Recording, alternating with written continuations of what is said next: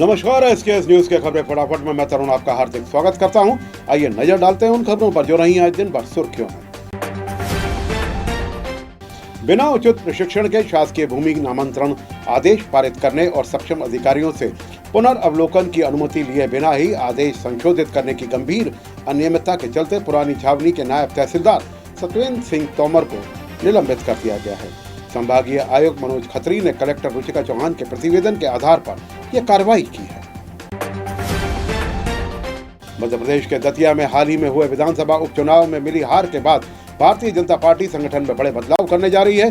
दतिया भाजपा के नए जिला अध्यक्ष की रेस में मुख्य रूप से पूर्व विधायक घनश्याम पिरोनिया और हाल ही में चुनाव हारे आशुतोष तिवारी के नाम सबसे आगे चल रहे हैं। दतिया निकाय चुनाव में 36 में से 30 वार्डों की पार्टी की करारी शिकस्त और उसके बाद दतिया विधानसभा उपचुनाव में भाजपा प्रत्याशी आशुतोष तिवारी हार गए। भाजपा आलाकमान दतिया की पूरी टीम बदलने की तैयारी में है।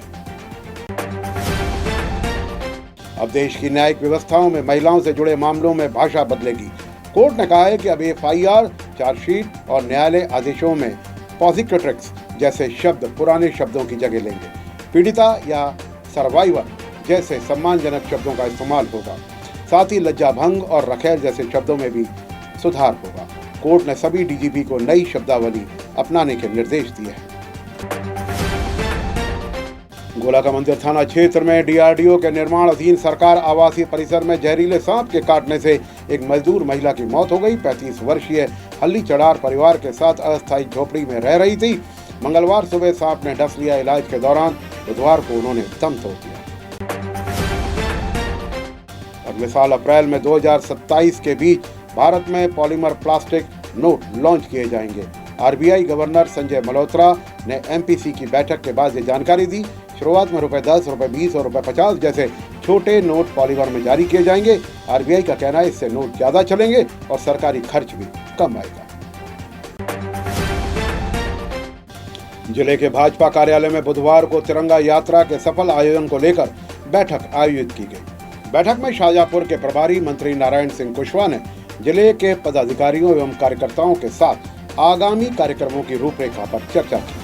बैठक में प्रभारी मंत्री ने कहा कि प्रधानमंत्री नरेंद्र मोदी के आह्वान पर जिले के प्रत्येक मंडल एवं वार्ड स्तर पर तिरंगा यात्रा आयोजित की जाएगी। मध्य प्रदेश शासन ने बस संचालकों के लंबे समय से चली आ रही मांग स्वीकार करते हुए यात्री किराया में बढ़ोतरी की मंजूरी दे दी है। इस संबंध में शासन द्वारा संशोधित किराया लागू करने के राजपत्र को प्रकाशित कर दिया गया है। अधिसूचना के अनुसार नई दरें लागू होने के बाद प्रदेश में बस यात्रा के लिए यात्रियों को पहले से तुलना में अधिक किराया देना होगा। नई किराया दरों और लागू होने की तिथि का विस्तृत विवरण अधिसूचना के अनुसार जारी किया जाएगा। मध्य प्रदेश में आखिरकार 9 साल का इंतजार खत्म हुआ।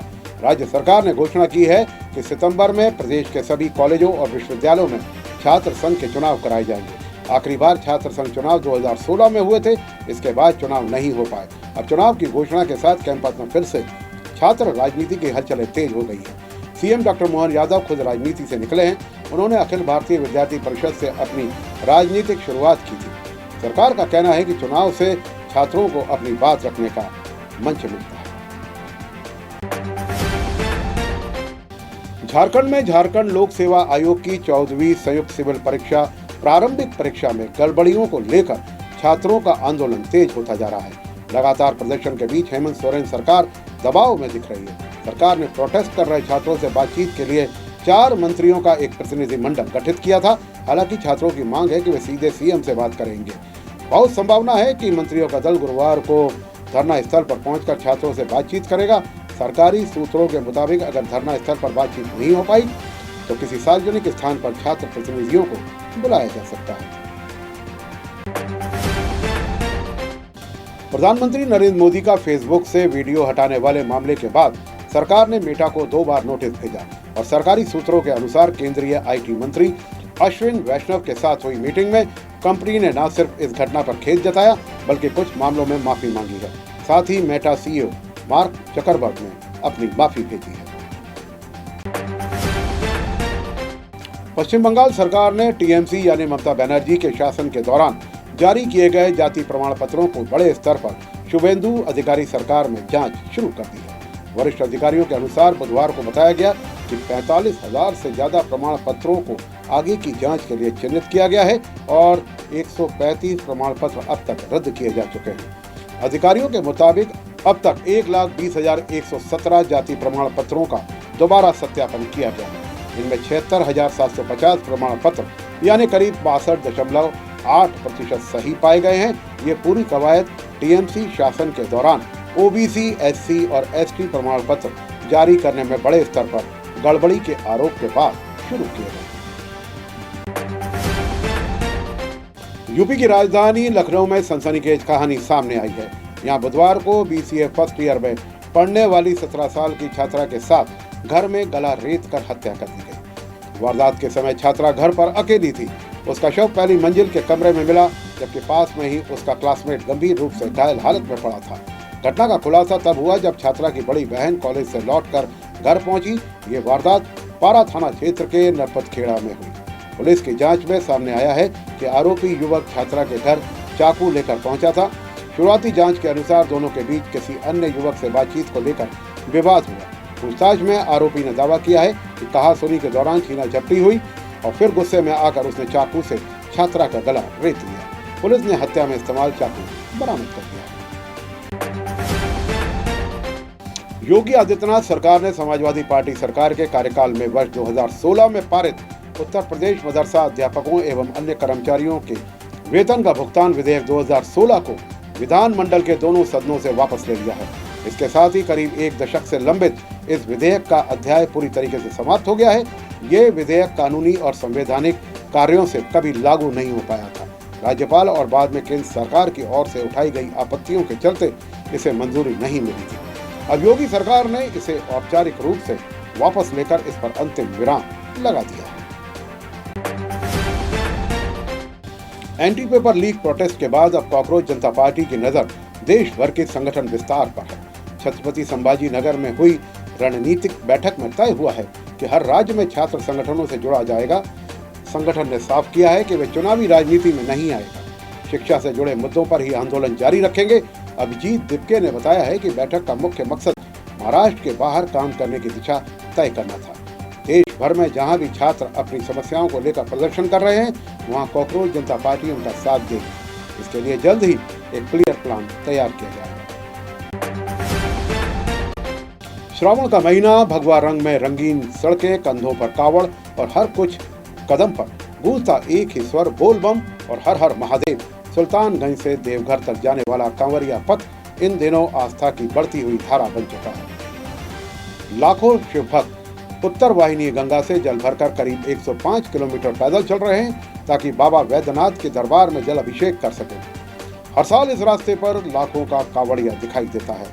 किसी के कंधे पर साधारण कावड़ होती है तो कोई डाक कावड़ लेकर दौड़ता है। इस बार मुंगेर के असरगंज कच्ची कावड़िया पथ पर 2 ऐसे श्रद्धालु दिखाई दिए जिनकी भक्ति ने लोगों को रुककर देखने पर मजबूर कर दिया। एक श्रद्धालु के कंधे पर महादेव का प्रिय डमरू और दूसरा खुद बिच्छू बम बनकर चल रहा था। असरगंज के रास्ते अचानक लोगों की नजर एक अलग तरह के कावड़ पर टिक गई। दूर से देखने पर ऐसा लग रहा था जैसे कोई विशाल डमरू सड़क पर चल रहा है। पास पहुंचे तो पता चला कि ये कोई झांकी नहीं बल्कि झारखंड के धनबाद जिले के भूली निवासी अजय विश्वकर्मा की कावड़ है। एक तरफ इथेनॉल के खिलाफ सड़क पर विरोध हो रहा है तो दूसरी तरफ केंद्रीय कृषि एवं किसान कल्याण और ग्रामीण विकास मंत्री शिवराज सिंह चौहान ने किसानों से मुलाकात कर एथेनॉल के समर्थन में आवाज बुलंद की है। किसानों ने कहा है कि एथेनॉल से किसानों की आमदनी बढ़ेगी और देश की ऊर्जा भी सुरक्षित होगी।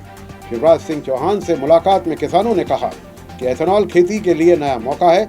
अखिल भारतीय किसान समन्वय समिति ने कहा कि एथेनॉल को लेकर गलत नैरेटिव को तोड़ने के लिए किसान और सरकार मिलकर काम करेगी। विभिन्न राज्यों से आए किसानों ने नेताओं ने कृषि मंत्री शिवराज सिंह चौहान से कहा कि पेट्रोल नहीं, खेत से निकला एथेनॉल देश का भविष्य है। बॉलीवुड अभिनेत्री मलाइका अरोड़ा ने अपने गैराज में नई महिंद्रा थार रॉक्स शामिल की है। ये 5 डोर ऑफ रोड SUV है। इसे कंपनी ने 2024 में लॉन्च किया था। नई गाड़ी घर पहुंचने पर मलाइका ने विधि विधान से पूजा की और उसके साथ तस्वीरें खिंचवाई।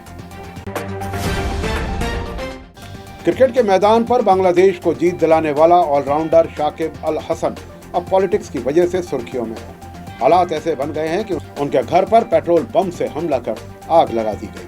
वजह 2 साल बाद 5 अगस्त 2026 को जब शेख हसीना पहली बार सार्वजनिक रूप से सामने आई, उन्होंने वर्चुअल प्रेस कॉन्फ्रेंस की। इस कार्यक्रम में पूर्व कप्तान अल हसन भी ऑनलाइन मौजूद थे। जैसे ही ये खबर पहले बांग्लादेश में पहुंची तो बांग्लादेश में गुस्साए लोगों ने उनके घर को निशाना बना दिया और पेट्रोल बम से हमला कर दिया और आग लगा दी। बांग्लादेश में वर्तमान में बांग्लादेश नेशनलिस्ट पार्टी की सरकार है, प्रधानमंत्री तारिक रहमान है। थाईलैंड में एक फुटबॉल मैच के दौरान मौसम अचानक बिगड़ गया। मैदान पर बारिश हो रही थी और दर्शक छाता लेकर बैठे थे। इस दौरान पिच पर बिजली गिरी, एक खिलाड़ी मौके पर गिर पड़ा। अन्य खिलाड़ी और स्टाफ तुरंत मदद के लिए दौड़े। इमरजेंसी टीमें भी पहुंची, लेकिन खिलाड़ी की जान नहीं बचाई जा सकी। स्थानीय मीडिया के अनुसार इस हादसे में 12 अन्य खिलाड़ी भी झुलस गए, जिनका इलाज चल रहा है। हादसे के बाद मैच तुरंत रोक दिया गया। भारतीय खाद्य सुरक्षा एवं मानक प्राधिकरण ने एक सख्त कदम उठाते हुए भारत में बिकने वाले कुछ सबसे मशहूर विस्की और रम ब्रांड के चुनिंदा वेरिएंट्स की बिक्री पर तुरंत प्रभाव से पाबंदी लगा दी है। रिपोर्ट के मुताबिक ये कार्रवाई डियाजियो इंडिया की यूनाइटेड स्पिरिटिव, इन ब्लू बेवरेजेस और मोहन रॉकी स्प्रिंग वाटर द्वारा बनाई जाने वाली शराब पर की गई है। जांच में कंपनियों द्वारा कृत्रिम फ्लेवर की मिलावट की शंका जताई जा रही थी। विदिशा जिले के गुलाबगंज तहसील में शिक्षा की राह मासूमों के लिए जानलेवा साबित हो रही है। पलोह, ककरुआ, इमलिया और बधेरा गांव के दर्जन छात्र छात्राएं रोजाना अपनी जान जोखिम में डालकर बेतवा नदी पर बने स्टॉप डैम के सकरे पिलरों पर संतुलन बनाते हुए शासकीय हाई स्कूल पलोह पहुंचने के लिए मजबूर हैं। सुरक्षित पक्के मार्ग से जाने पर बच्चों को 10 से 16 किलोमीटर तक की ज्यादा दूरी तय करनी पड़ती है, जिससे बचने के लिए इस जानलेवा शॉर्टकट को बच्चे अपनाने पर विवश हैं। सोशल मीडिया पर कट्टे से हवाई फायरिंग और बाइक पर जानलेवा स्टंट के वीडियो वायरल हो रहे हैं। एक वीडियो में युवक ये कहते हुए दिखाई दे रहा है, ये रीवा है, यहाँ बात बात पर कट्टा निकाल लिया जाता है। चिरकुला मार्ग के बताए जा रहे इस वीडियो में कथित तौर पर 8 राउंड फायरिंग और बिना हाथ पकड़े बाइक चलाने जैसे खतरनाक स्टंट शामिल है। मामला संज्ञान में आने के बाद एसपी के निर्देश पर पुलिस वायरल अकाउंट की जांच कर आरोपियों की पहचान में जुट गई है। राष्ट्रपति द्रौपदी मुर्मू ने उड़ीसा के कटक स्थित बनारा में 100 एकड़ में फैले जगत गुरु कृपालु विश्वविद्यालय का उद्घाटन किया था। इस अवसर पर उड़ीसा के राज्यपाल डॉक्टर हरि बाबू, सीएम मोहन मांझी व विश्वविद्यालय के संस्थापक स्वामी मुकुंदानंद मौजूद रहे। राष्ट्रपति मुर्मू ने कहा कि शिक्षा केवल ज्ञान प्राप्त करने का माध्यम नहीं है, बल्कि चरित्र निर्माण और राष्ट्र के भविष्य की नींव है। एसकेएस न्यूज के खबरें फटाफट में फिलहाल के लिए इतना ही। मुझ तरुण को दीजिए इजाजत और आप देखते रहिए एसकेएस न्यूज। नमस्कार।